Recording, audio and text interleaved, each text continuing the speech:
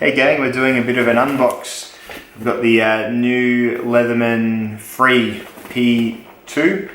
Just gonna take it out and put it to use and see what it's like. So I've got my little old charge AL to compare it with and also to open it with. So let's get into it.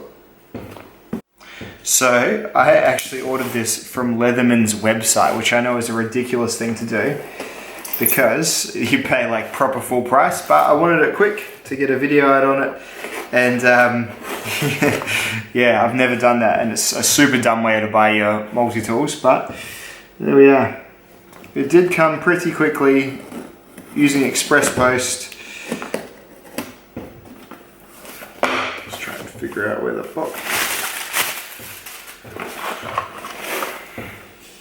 Oh, comes with this little Monarch torch. Yeah, Leatherman have like a little, kind of like a torch line. They usually go arm in arm with lead lenser, but it's like a little keyring torch. I'm not sure if it's going to be particularly impressive. You know what, I'll do that later. We're not here to watch a torch video, are we? So here is a Leatherman Free. There we go. It's in its box there. I'll crack it open and see what it looks like. It's kind of a big deal getting a new Leatherman multi-tool. Lots of years have gone past since they've actually released a new multi-tool that I've been interested in, and these were the first two. I remember seeing their Blade Show stuff and thinking, geez, they have done well this year. Two new proper full-size multi-tools, and there we are. So this is like a, feels a bit like a charge size tool. A bit like a cross between the Charge and the Rebar in terms of its general shape and size.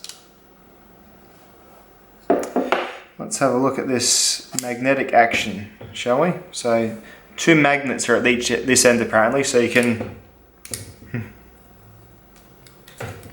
kind of flick it open. That's interesting. The snap. Usually you have pliers when they go like this, they just kind of like quietly lock open. These ones have a proper, so you flick it downwards, maybe. Let's shake some of the tools free as well. And then yeah, real sort of snap into place. Oh yeah, right. There's like a proper catch there.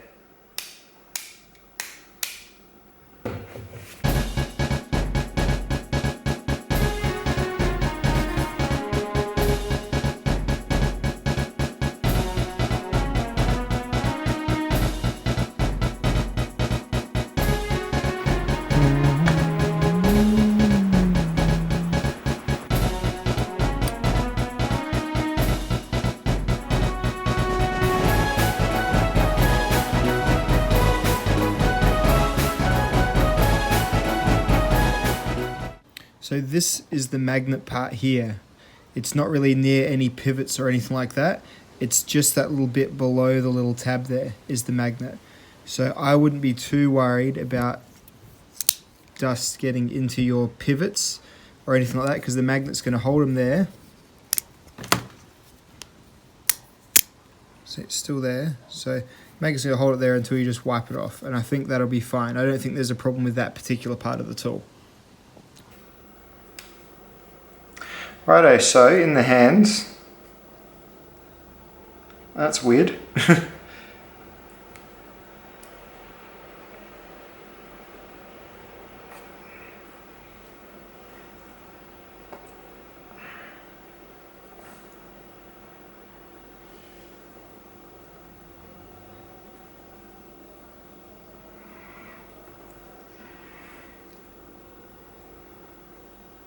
There are just two metal tabs that are just sticking out for no reason on the side of the tool.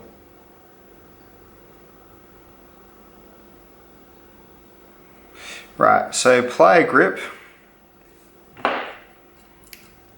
easily less comfortable than the Charge. Just very busy down here, like where your pinky folds over this part here is yeah, not great. as an ergonomic thing for pliers. And yeah, there's just these two little nubbins here that, I mean, they're not super noticeable, but I can definitely feel them. Right, that's very strange. Okay, looking at the plier head, it's like a kind of a, yeah, it's definitely a size up from the than the charge ones. It's got the replaceable cutter in it again. It's kind of a, yeah, not quite as absolutely massive as like the Super Tool jaws, but they say these are their strongest jaws yet. I think that's what they said anyway in their ads or in their SHOT Show stuff for it. So interesting. What is cool is they've just got standard torques, so you can take these apart a little bit easier as well, which is, I guess, good. Right. So this main thing is this magnet system is really what holds them together. And yeah, ideally you can go, I'm sure there's a knack to it which I'll learn. You just shake it back and forth. There's no motor, no batteries. Alright, yeah, I'm sure I'll get there. First impressions, it's alright. Okay, let's look at the rest of the tools. Well, first of all, there's a pretty nice pocket clip on the side there. I'll just see how that is in pocket, and maybe I'll show in an extra shot.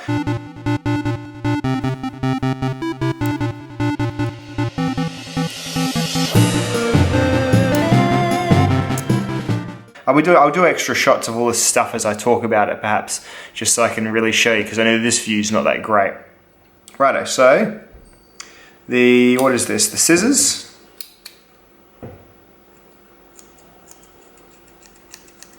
Sure, they're definitely scissors.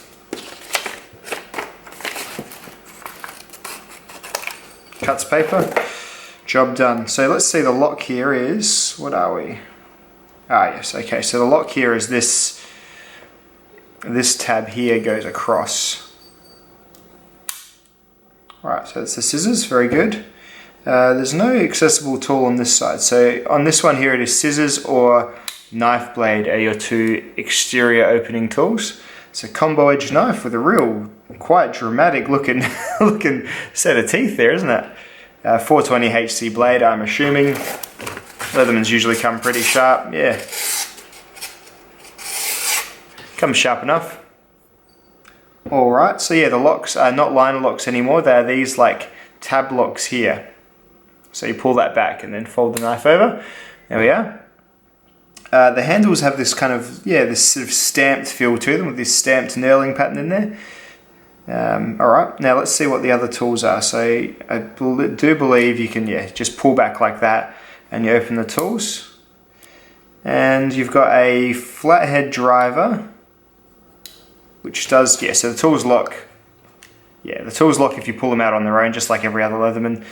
With two of them open, it sort of keeps them, keeps the lock bar sort of pressed across. So, anyway, so flat driver there. Query scraper. Yeah, definitely the flat driver. And a two-dimensional Phillips, which, yeah, I never loved the two-dimensional Phillipses as much as the three-dimensional Phillipses, but there you go, with its bottle opener on there, so that's kind of cool. I'm glad it's just a support tool rather than having a whole slot just for a bottle opener, because they're getting less and less useful every day, here in Australia at least. Screw caps mostly we're dealing with. Righto, so I do prefer the, even though it's a bit shorter, I do prefer the bit driver from the Wave series, just for the versatility. Even though that is not a 3D driver as well. If they were going to do a driver like this, I probably would have preferred a 3D driver.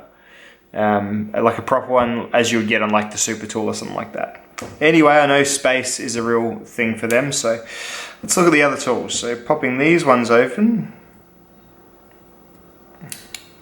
Right, so yeah, they sort of say no more busted nails. But, yeah, I guess that's kind of true. But yeah, just got to do that. Not super easy. It's kind of got a tab here for the scissors, as if you're going to open the scissors like that as well, but it's just way too stiff. You're never going to use that tab for the scissors. Right, so we've got a can opener. I think just more for tradition's sake than anything. Can opener there. The fine screwdriver here. Oh, okay, another, what's the difference between this and the other one? So just a screwdriver with about the same sized head, but just a bit thinner than the other one. Oh, and a very short ruler on it. Like an inch of a ruler. Okay.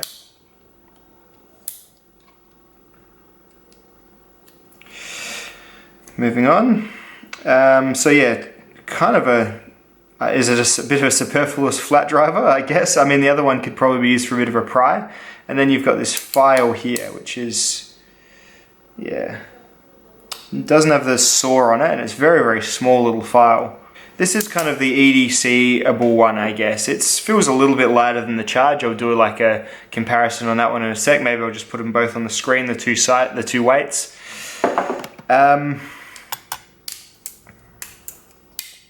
Right. Well, I guess it's a bit slimmer than the Wave, just a slight bit slimmer. The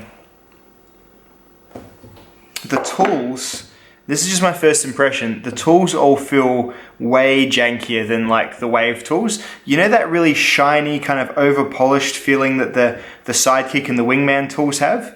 They feel a bit like those. Yeah. They just don't, and this is this screwdriver here, and then this, you know, it's a thicker one, but it's still, yeah, I guess it's a pry. Let's just call that a pry, not a driver, although it's squared off the end like a driver.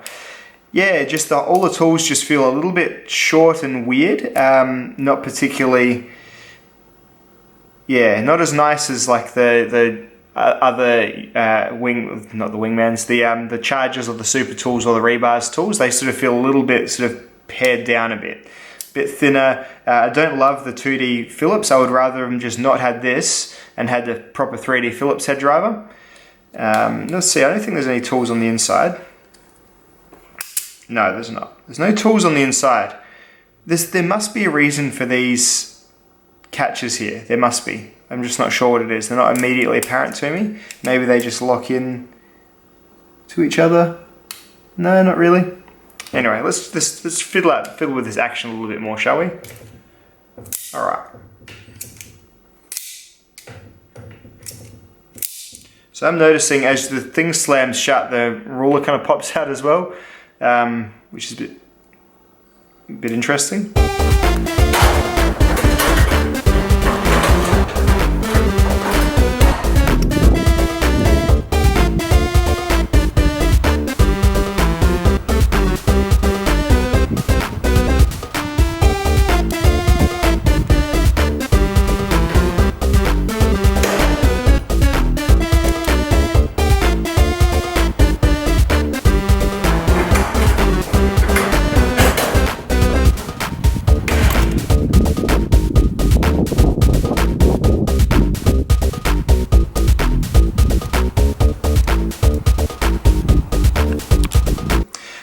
My first impressions of this are not particularly amazing, I'm sorry to say, guys. This is I was trying to be as honest as I can. It does not feel as nice as these at all. It feels like a lot different in terms of not quite down to the level of like the Sidekick Wingman quality level, but yeah, I think you're giving up a lot for this magnetic action, that's for sure. Right, yeah, I'm going to have to give this a full run around, but yeah, my initial impressions, mainly the things that I'm confused about are like this, why they went for this locking system when it makes it quite uncomfortable to use, you know, not quite uncomfortable, but less, yeah, I figure it should be at least as good as this one, you know, but it makes it less comfortable to use as pliers, these locks, because they stick out heaps far, don't they? And then these little catches here, yeah. That's sort of unusual to me. Yeah, this magnet system's cool. The pocket clip's nice. Yeah, the tool selection I'm not stoked on this P2. This is the P2. The P4's got a saw and some other things, but they all seem that kind of that cheaper stamped feeling that the Wingman and Sidekick tools have. That's how they feel immediately. So yeah, look, all these things may change, guys, but yeah, bit of a funny first impression from me on this one here. So look, have you got one of these yet? I'm curious to see what you feel about it. None of us have got a great deal of use on them yet, so I guess we can all learn together if it's a better tool or if it's got its place in the Leatherman world. Because I mean, they already had the one-handed tool, the OHT, which whilst it had slide-out pliers, it was the tools were a little bit well, they were still kind of stumpy tools, but they do feel a little bit nicer. Anyway, that's where I'll stop today on the PE2. I'm not going to say this is a review, of course, because I'm just getting out of the box. But yeah, just in case you're interested, initial thoughts, yeah, definitely in the middle somewhere. Alright guys, I'll see you in the next video. Goodbye.